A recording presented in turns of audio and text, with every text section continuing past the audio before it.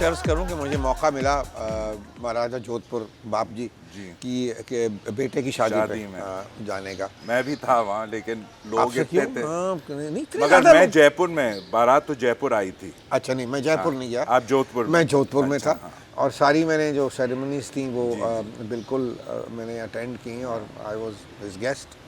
वो मेरे पास यहाँ भी तशरीफ़ लाए एक दो जी दफ़ा, जी यहाँ लाहौर भी। और उससे पहले मेरा जोधपुर जाना हुआ एलिज़ाबेथ हर्ली की, वहाँ सेरेमनी हुई उनकी शादी के 3-4 रोज़ जी उसके बाद। और फिर अपना जो जयपुर की जो फैमिली है, महारानी जयपुर, जी और उनके यहाँ भी मैं वो भी सिटी मेरा पैलेस में सिटी राजमाता पैलेस में पद्मिनी देवी जी, पद्मिनी जी के साथ, जी और दिया उनकी बेटी जी वो भी यहाँ हमारे यहाँ लाहौर भी आई। और वहाँ भी मैं एक शादी पे, एक मेरे दोस्त हैं उनके बेटे की शादी थी, उन्होंने जयपुर में की हुई थी, तो मेरा फिर इत्तेफाक हुआ जाके उनसे मिलने का। और बहुत ही खूबसूरत उन्होंने मुझे जो उनके पास जो चीज़ें मौजूद हैं, जो उनके ख़ास तौर पे जो मिनिचर्स जो मुझे बहुत ही, जो 75 के जो मिनिचर्स हैं उनके पास, बहुत ही खूबसूरत चीज़ें हैं अभी, और बड़ा उसको अच्छा तरीके से रखा हुआ। तो डेफिनेटली जहाँ जहाँ ये चीज़ें हैं, और बाकी ये है कि there is still a lot of history that we don't know about. मतलब कि अगर आप देखें कि साउथ इंडिया में जो रूलिंग फैमिलीज थी, जैसे ट्रैवनकोर, जैसे हैदराबाद, और वो तो नोन है, वो तो नोन है, लेकिन मुग़लों के ज़माने में और मुग़लों से पहले को रियासतें थीं। और मैं एक फॉलो करता हूँ एक पेज इंस्टाग्राम पे, जो लोग सुन रहे हैं, it's very interesting, it's called medieval Indian history. जी और उसमें जो आर्किटेक्चर देखने को मिलता है और जो नाम सुनने को मिलते हैं, हमने वो लोगों को बारे में हमने अपनी हिस्ट्री में नहीं पढ़ा हुआ। वी नीड टू क्योंकि बहुत सारी ख़ास तौर पे मुस्लिम रियासतें थीं कि जो उस ज़माने में थीं पर ख़त्म हो गई, लेकिन उनका जो आर्किटेक्चर है, अब कई मज़ारात हैं, मसाजिद हैं, बिल्डिंग्स हैं, बहुत सी चीज़ें ऐसी हैं कि जो यूसुफ साहब, जो कल्चर इन हिंदुस्तान में भी ज़्यादातर आपको देखने को मिलेगा, और जो रस्में आज भी होती हैं, और जो वो बेसिकली अब उनके प्रेजेंट लाइफस्टाइल में इंटीग्रेटेड भी है, वो राजस्थान प्रोविंस में, गुजरात प्रोविंस में, या मध्य प्रदेश प्रोविंस में यहाँ आपको नज़र आएगा ज़्यादा। और मैं अभी यहाँ आ रहा था तो मैंने लाहौर रेलवे स्टेशन देखा, वो तो बेमिसाल बिल्डिंग, मुझे नहीं लगता है कि ऐसी खूबसूरत बिल्डिंग मैंने कहीं देखी, रेलवे स्टेशन। बहुत खूबसूरत। तो ये सारी चीज़ें, ये मेरे ख़्याल से एक पहचान देती हैं। नहीं, ये आप सही कह रहे हैं, लेकिन मैं आपसे ये अर्ज़ करूं कि मैं ख़ास तौर पे जब एक दफ़ा दिल्ली में था, तो मैं वहाँ आई वांटेड टू, मैं गालिब के का जो घर है वो मैं देखने गया। और सारा पहली दफ़ा, that was the first time कि मैं पुरानी दिल्ली जो है अंदरून गलियों में, और अभी भी आपको चीज़ें वहाँ मिलती हैं, अभी भी मिलती हैं। हाँ, बिल्कुल मिलती हैं। और मैं आपको बताना चाहता हूँ कि मिर्ज़ा गालिब दिल्ली आने से पहले रामपुर में रहते थे।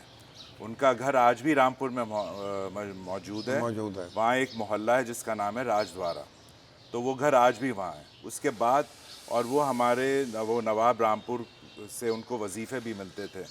उसके बाद फिर वो दिल्ली आए। दिल्ली अब शायद उनकी पैदाइश तो शायद आगरे की है, मेरा ख्याल है। आगरे की पैदाइश पे ज़रूर रहे होंगे। रहाइश उनकी रामपुर में भी उनको बड़ी कम उम्री में उनकी शादी हो गई थी, और फिर वो अपने ससुराल ही आ गए थे, यहाँ दिल्ली में, मोहल्ला बल्ली मारा में।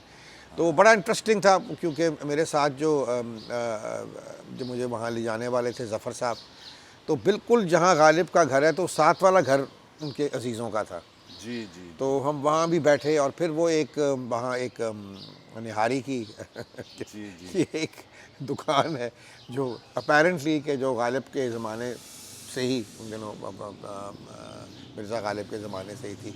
वहाँ बैठ के निहारी भी खाई, जो कि नहायत लजीज़ थी, और वो बहुत ही अच्छा। अनफॉर्चुनेटली हुआ ये है कि हमारे यहाँ सब कॉन्टिनेंट में वो चीज़ हम नहीं कर सके जो वेस्ट ने की। उन्होंने पूरे के पूरे शहर ही क्या कहते हैं, प्रिजर्व कर दिया। प्रिजर्व नहीं कर पाए। प्रिजर्व हम नहीं कर, लाहौर का भी यही हाल है अभी। देखिए ऐसा है यूसुफ साहब, ये इंसानी फितरत है। अगर आप कोई चीज़ ख़रीदने जाएंगे आप उसका ख्याल ज़्यादा रखेंगे, लेकिन जो आपको वसीयत में मिलेगी उस पर आपका इतना नज़र नहीं जाएगी। जब इंडिपेंडेंस आई तो दोनों हुकूमतों को हर चीज़ मुफ्त में मिली, चाहे हिंदुस्तान की हुकूमत थी या पाकिस्तान की। जितने किले, जितने म्यूज़ियम, जितने ट्रेजर्स जो थे, मैन्युस्क्रिप्ट्स जो थी, आर्ट जो था, बिल्डिंग्स, आई मीन हर चीज़ उन्हें मुफ्त में मिली। सो वो उस तरीके से उसकी देखभाल नहीं कर पाए। आपके यहाँ ना हिंदुस्तान Priorities में, नहीं मैं आपको बताऊं, हिंदुस्तान में बहुत ज़्यादा ये चीज़ मौजूद थी। हमारे यहाँ पाकिस्तान में जो सबसे बड़ी स्टेट थी वो बहावलपुर थी। जी, भावल। और उसके बाद शायद जूनागढ़, नवाब जूनागढ़ तो यहीं आ गए वो तो थे, आगे, लेकिन मगर जूनागढ़ तो वहीं जूनागढ़ था। वहीं, और खैरपुर था, कलात था, उमरकोट था, स्वात था, चित्राल था। लेकिन ये बहुत छोटी स्टेट थी। इनकी इनका वो वो ग्रैंड्योर या इतना, मेरा मतलब है इनके पास, मगर भावलपुर का तो नाम, बहावलपुर डेफिनेटली शायद 19 गन सल्यूट की रियासत थी। बिल्कुल 19 गन सल्यूट की रियासत थी, सबसे बड़ी रियासत वही थी। और बाकी हमारा जो आर्किटेक्चर यहाँ अनफॉर्चुनेटली प्री मुग़ल आर्किटेक्चर हमारे पास नहीं है, बिल्कुल भी नहीं, बिल्कुल बहुत ही कम है। अगर है तो क्या शायद तक्षशिला में है? नहीं, वो तो फिर नहीं, वो तो फिर हाँ, वो तो फिर बुद्धिस्ट क्या कहते हैं इरा का है ना, वो तो बहुत ही पुराना है। और फिर अगर हम देखें तो अपना जो ये हड़प्पा है या मोहनजोदाड़ो है, वो तो फिर बहुत ही पुरानी वो चीज़ें हैं। मैं एक दफ़ा, पिछली दफ़ा जब मैं आया था और आपसे भी मेरी मुलाकात हुई थी, तो यहाँ लाहौर के पास तो नहीं, लेकिन करीब 2.5 घंटे की ड्राइव है झंग, जहाँ जो मशहूर थी हीर और रांझा की दास्तान। हिंदुस्तान में मुझे नहीं मालूम था कि वो एग्जिस्टिंग लोग थे। मैं जैसे हम बचपन की कहानियों में किस्से सुनते हैं, यहाँ आके मुझे पता चला कि they were actually real people, they were living people. तो मैं झंग गया और उनके मज़ार पे गया जहाँ वो दफन है, और मुझे एक आइडिया आया कि ऑन दैट उनके ऊपर मैं एक कैंपेन तैयार करूं, फैशन कैंपेन कॉन्सेप्ट था। उसी तरीके से मैं गुजरात गया जहाँ की सोनी थी और मुझे भी नहीं मालूम था, तो मैंने एक कैंपेन तैयार करी on the magic of Sohni and Heer. उसके उनके लिबास और हर चीज़ जो पहनावा उस ज़माने का था वो हमारे, मैं तो चाह रहा था कि वो शूट मैं यहीं पाकिस्तान में करूं, लेकिन due to political deadlock at that time वो मुमकिन नहीं हो पाया। तो मैंने वहाँ हिंदुस्तान में किया और उसी ज़माने के जो डिज़ाइनर ने उसी तरह के लिबास क्रिएट किए। हमने 2019 में उसका एक कैलेंडर लॉन्च बनाया, और वो लॉन्च उस वक्त जो पाकिस्तान हाई कमिश्नर थे सोहेल कुरैशी साहब, उन्होंने किया, जो अब फॉरेन सेक्रेटरी हैं पाकिस्तान के।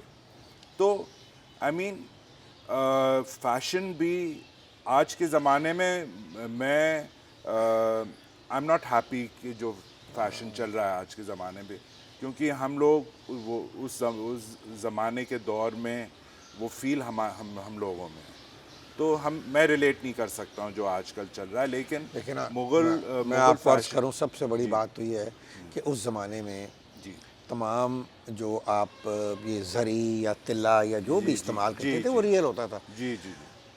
असल सोने की तार धागे पे चढ़ती थी। जी। इसी तरह चांदी की चीज़। मेरे पास अपने बुज़ुर्गों के लिबास मौजूद हैं, आपके पास भी तो बहुत ज़्यादा होंगे, लेकिन वो अभी तक वो देखने के काबिल है। हाँ, वो नहीं हो सकती कि वो लगता है कि बिल्कुल नए हैं, बिकॉज़ वो तो मशीन से नहीं हो सकती, आज से नहीं हो सकती, वो सब हाथ से करते थे। अच्छा, आपको सुन के खुशी होगी कि मैंने एक पाकिस्तान टेलीविज़न के लिए एक प्ले भी किया था, म्यूज़िकल हीर रांझा। जी। और फिर उसकी एक टेलीफिल्म भी बनाई थी। जी। और उस पर मैंने हीर रांझा पे काफ़ी रिसर्च की। जी।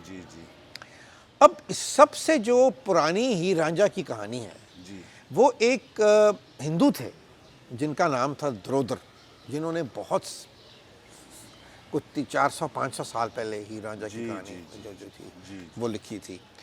तो इसमें कुछ कंट्रोवर्सी है, कि पता नहीं ये मज़ाहर जो है वो रियल है या नहीं है। और कुछ लोगों का ये ख्याल है कि जिस तरह हिंदुस्तान में एक फ़िल्म बनी थी वारिशा, बहुत ही अच्छी फ़िल्म थी, बहुत ही खूबसूरत फिल्म थी, जूही चावला थी उसमें। और जो फिल्म थी उसमें वारिस शाह की स्टोरी है, और उसमें बेसिकली ये आइडिया दिया गया है कि ये जो हीर की जो कहानी थी, ये वारिस शाह की अपनी कहानी थी, that he was in love with जहाँ ये गए, जहाँ बैठ के जिस मस्जिद के में उनको जगह मिली उनको अपना ये कलाम लिखने की, तो वहाँ जो जो जो मौलवी साहब थे, उनकी एक बेटी थी, तो she fell in love with Waris Shah. और वो मतलब आपको पता है उस ज़माने का कि मोहब्बत तो बड़ी पाक साफ होती थी, कोई उसमें कोई और बिल्कुल डिस्टेंस से होती थी, एक फीलिंग होती थी, बॉडी टच नहीं होता था बिल्कुल भी। तो वो बेसिकली वो मतलब कि वो कभी भी परवान ना चढ़ उधर सके। के कॉस्ट्यूम्स कैसे बने थे उस कॉस्ट्यूम्स बुरे नहीं थे, लेकिन जो सबसे ऑथेंटिक जो जो जब मैंने हीर रांझा बनाई, तो उस वक़्त मैंने हमारे बड़े मशहूर आर्टिस्ट थे उस्ताद अला बख्श, जी जी, बहुत ही मशहूर, आपको हिंदुस्तान में भी उनकी बहुत सारी पेंटिंग्स जो हैं वो आपको देखने को मिलती हैं पुराने। मसलन अपना ये जो आपके महाराजा हैं पटियाला, महाराजा कैप्टन अमरिंदर सिंह जी, हमने इनका जो मैंने तस्वीरें देखी हैं इनके घर में लगी हुई शिमला में इधर, और हीर रांझा की बेसिकली वो उन्होंने बहुत हीर रांझा को पेंट किया। तो हीर रांझा जो हीर के जो कलर्स थे वो बेसिकली ऑरेंज और रेड थे। हाँ, ये दो रंग उन्होंने, सरसों से शायद, और पंजाब तो it's all about colour. I mean उन्होंने ज़्यादातर जो तस्वीर पेंट की हैं हीर की, तो ऑरेंज और रेड उनके केसर में उसमें तो बड़ी ही खूबसूरत एक मेरी वालदा के पास भी है एक बड़ी खूबसूरत तस्वीर हीर अपनी सहेलियों के साथ। तो काफ़ी उन्होंने ये इसको पेंट किया। तो पुरानी चीज़ों में अगर आप जाके देखें तो आपको ये फैशन और स्टाइल आपको मिल जाता है, कलर्स आपको मिल जाते हैं, कि जो जैसे वो शतरंज के खिलाड़ी फिल्म बनी, उसमें जो पहनावा उस जमाने का था वो दिखाया गया, या जुनून उमराव जान पुरानी वाली, क्योंकि आजकल जो पीरियड फिल्में बन रही हैं उसमें हर चीज़ मॉडर्नाइज कर रखी है। वो नहीं, वो आई एग्री विद यू कि वो बिल्कुल उसको क्योंकि उस ज़माने में जैसे ख़वातीन के लिबास होते थे तो कभी भी skin, they never show the skin, हर चीज़ अगर शेयर भी, अगर वो फुल स्लीव भी है तो वो शेयर्स किया। लेकिन थोड़ा सा मैं आपसे इसमें डिसएग्री करूंगा खान साहब, क्योंकि जब पुराने मिनिचर्स आप देखते हैं तो उसमें बड़े रिवीलिंग लिबास भी होते हैं, मगर वो तो आर्टिस्ट का तसव्वुर है, अब हमें क्या पता कि वो एक्चुअली ऐसा था या नहीं था। और वो जो एक ट्रेडिशनल ढाके की जो मलमल थी, जी, जो अब शायद देखने को या अंग्रेज़ों के आने के बाद वो बिल्कुल ही ख़त्म हो गई थी। तो वो तो बड़ा ऑब्वियस था कि उन्होंने वो बल्कि उन लोगों के हाथ ही काट दिए जो बनाने वाले जो थे, बिकॉज उन्होंने बड़ा मर्सीलेसली अंग्रेज़ों ने इसको किया कि ताकि कोई जितनी एक्सपोर्ट यहाँ से होती थी कॉटन की वो ना हो, और वहाँ से ही इंग्लैंड से ही ख़रीदें हर चीज़, कपड़ा जो भी फैब्रिक है भी वहाँ से ख़रीदें, और बड़ा उन्होंने इस चीज़ पे किया। तो डेफिनेटली फिर आप देखते हैं कि जो हमारा जो अपना बनारस के जो सिल्क, उनकी जो वीविंग थी, जिनको हम बड़े शौक़ से जो बुज़ुर्ग हमारे जो पहना करते थे शेरवानियाँ, अमूमन बनारसी होती थी, कम ख्वाब होती थी या तंचोई के होते थे, या बहुत ही जो खूबसूरत कश्मीर का जो अपना जामेवार जो है, वो जामेवार, वो तो जामेवार की मशहूर है। और मगर पाकिस्तान में शायद शेरवानियाँ पहनी जाती हैं, लेकिन अब ज़्यादा एम्ब्रॉयडरी वाली पहनी जाती हैं, कम ख्वाब यहाँ इतने लोग पहनते नहीं, मर्द नहीं पहनते। हिंदुस्तान में तो मर्द तो हिंदुस्तान और पाकिस्तान में जो पहन रहे हैं आपकी सोच से बाहर, मगर वो तो देख के इंसान को हंसी आती है कि ये क्या हो गया, नहीं पहन रहे हैं। वो तो एक एक उन जो पुराने वक्तों की जो चीज़ें होती थी, चाहे उनके कलर्स ब्राइट होते थे, और ये सब कुछ, मगर या ब्रोकेड तो शेरवानी बहुत नहीं कम। होती थी, या मेरे मेरे दादा के दादा की उनकी शादी की मेरे पास उनका एक गाउन पड़ा हुआ है, ठीक है, वो तो वो कमखाब नीचे, का है। हाँ नीचे, वो किमखाब का है, और मजेंटा और गोल्ड है वो, हाँ ठीक। और वो नीचे कुर्ता पहनते थे उसके, और फिर नीचे अपना पजामा पजामा। पजामा पहनते थे, और नीचे खुद से, ये उनका मेरा मतलब है कि उस ज़माने में, और ज़ाहिर बात है सर पे कोई पगड़ी या इस तरह की कोई चीज़ जो थी वो पहनी जाती थी। और मुख्तलिफ फिर आप देखते हैं कि ये आपने सही कहा कि ये जो 2-3 फ़िल्मों के आपने नाम लिए हैं, इनमें आपको सही जो लिबास नजर आए। ख़ास तौर पे जो जो जो कश्मीरी शॉल्स हैं, ठीक है, वो दे आर ऑल मगर ये भी रियल। हाँ पहनावा और असली असली शॉल्स थी वो जामे बिल्कुल वही मैं कह रहा हूँ, आप असली तो शॉल्स थी जितना पहनावा था वो रियल पहनावा था। आज के ज़माने जो कॉस्ट्यूम डिज़ाइनर्स हैं उनका जो भी वो डिज़ाइन करते हैं लुक्स फेक, यू नो। मुझे पता नहीं, फिल्मों की मैं बात कर रहा हूँ। देखें, अगर आप किसी को वो लिबास पहनाएंगे जो रियल गोल्ड और सिल्वर में बना होगा, जिसमें स्टोन्स भी रियल होंगे, तो जाहिर बात है जब आप उसको शूट करेंगे तो फ़र्क तो बिल्कुल साफ शूट में ज़ाहिर तो हो पता ही नहीं जाता है, चलेगा लेकिन उसमें भी पता चल जाएगा। पल जाएगा। ज़्यादा चमकीला, ज़्यादा ज़्यादा गोल्ड, चमकीला वो, या ज़्यादा जी, उसको थोड़ा सा चीट तो खैर ज़ाहिर बात है वो कर लेते हैं, और आजकल के अब तो वक्त में कोई editing मुश्किल में नहीं हर है चीज़ कि possible है। अब जो ज्वेलरी भी है, ख़ास तौर पे जो पुरानी जो ज्वेलरी थी उसको चीट कर लेते हैं, उसकी कारीगरी फेक हो जाती है, बिल्कुल, पहनते हैं। बिल्कुल। हमारे रोज़ जो जितने फैशन शूट्स होते हैं ख़ास तौर पे, क्योंकि ब्राइडल जो है ना, असल में जो सबसे जो इंटरेस्टिंग बात यह है कि जितने हमारे डिज़ाइनर्स हैं, अगर उनकी कोई चीज़ बिकती है तो वो ब्राइडल है। जी जी समझ रहे हैं आप? जो वेस्टर्न उनका स्टाइल है वो कम बिकता है, इसलिए कि फिर जो लोग अफोर्ड कर लोग सकते हैं, इस्तेमाल करते हैं, नहीं, जो अफोर्ड कर डिमांड, सकते हैं, हाँ, जिन्होंने afford। 40, 50, 60 लाख रुपए का एक ब्राइडल जोड़ा पहनना है, तो वो फिर उनके लिए कोई मुश्किल तो नहीं है ना। वो जाके फिर जो वेस्टर्न जो क्या कहते हैं कपड़े, वो उन्हीं ब्रांड्स के फिर वो खरीदते हैं जाके, और ऑब्वियसली वो कंपैरिजन तो नहीं है कोई। मेरा मतलब आप तो आपको लगता है किसी लोग बड़े डिज़ाइनर को, क्रिश्चियन डियोर को कहें कि गरारा बना दे, तो वो तो उनका बाप नहीं बना सकता। इसी तरह वो जो ड्रेस उन्होंने काट के अपना वेस्टर्न बनाना है, वो हम लोग नहीं कर सकते। It is not part of our culture. बिल्कुल सही बात, ये सही है। तो जनाब, बड़ी अच्छी आज की हमारी गुफ्तगू रही। बहुत शुक्रिया नवाब साहब आपका कि शुक्रिया आप यूसुफ तशरीफ़ साहब, लाए, आप। और शान पाकिस्तान के इस प्रोग्राम में हम आपसे इजाज़त चाहते हैं। खुदा हाफिज़। खुदा हाफिज़।